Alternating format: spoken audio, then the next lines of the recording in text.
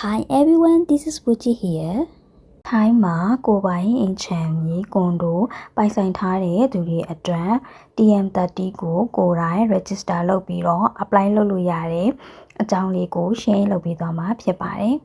။ TM30 register လုပ်ဖို့အတွက်ပထမဦးဆုံး Thai Police Immigration website မှာအရင်ဆုံး account ဖွင့်ရပါမယ်နော်။ account ဖွင့်ရမယ် website link လေးကိုလည်း post မှာအတက်တွဲပေးထားပါမယ်ရှင်။ website ထဲကိုရောက်ပြီဆိုလို့ရှိရင် register ကို select လုပ်လိုက်ပါပြီးလို့ရှိရင် foreigner ကိုရွေးပြီးတော့မိမိရဲ့ passport number နာမည်နောက်ပြီးတော့ပိုင်ဆိုင်ထားတဲ့ကွန်ဒိုဆိုလို့ရှိရင်လည်းကွန်ဒိုနဲ့ပတ်သက်တဲ့ blue book ဒါမှမဟုတ်လို့ရှိရင်လည်းမိမိနာမည်ပေါက်ထားတဲ့ပိုင်ဆိုင်မှုအထောက်အထားနဲ့ passport ကို attach လုပ်ပြီးတော့ပို့ပေးရမှာဖြစ်ပါတယ်ပြီးလို့ရှိရင်တော့မိမိရဲ့ email ကိုမှန်ကန်စွာထည့်ရပါမယ်နော်လိုအပ်တဲ့အချက်အလက်လေးတွေဖြည့်ပြီးသွားလို့ရှိရင် submit လုပ်လိုက်လို့ရပါပြီနော်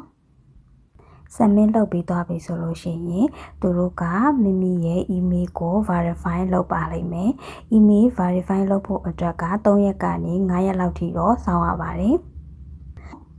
သူတို့ပို့ပေးလာတဲ့ account နဲ့ password ကိုအသုံးပြုပြီးတော့ website ကိုပြန်ပြီးတော့ဝင်ရမှာပဲဖြစ်ပါတယ်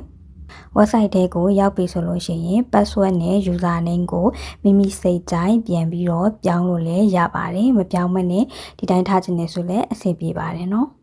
ဆိုရင်တော့ register လုပ်တဲ့အဆင့်ကပြီးပါပြီเนาะအဲ့ဒီ website ထဲမှာဆိုလို့ရှိရင်ကိုပိုင်ဥပမာ property ဖြစ်တဲ့ကွန်ဒိုနဲ့မိမိနာမည်ပေါက်တဲ့ကွန်ဒိုနေရလိပ်စာအပြည့်အစုံနဲ့ဒီ register လုပ်တာအောင်မြင်ပါပြီเนาะနောက်ပြီးတော့တခြား member တွေတခြား family member တွေအတွက်လည်း TM30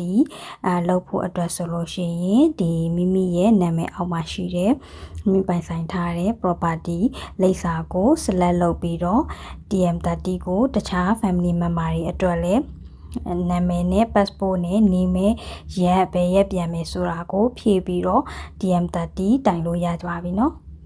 TM30 လောက်တာအရန်ကိုလွယ်ကူပြီးတော့ရိုးရှင်းတဲ့အတွက်ကြောင့်မို့လို့မိမိကိုယ်တိုင်လုပ်လို့ရပါတယ်เนาะမိမိကိုယ်တိုင်လုပ်ချင်တဲ့သူတွေအတွက် information လေးကို share လုပ်ပေးလိုက်တာဖြစ်ပါတယ်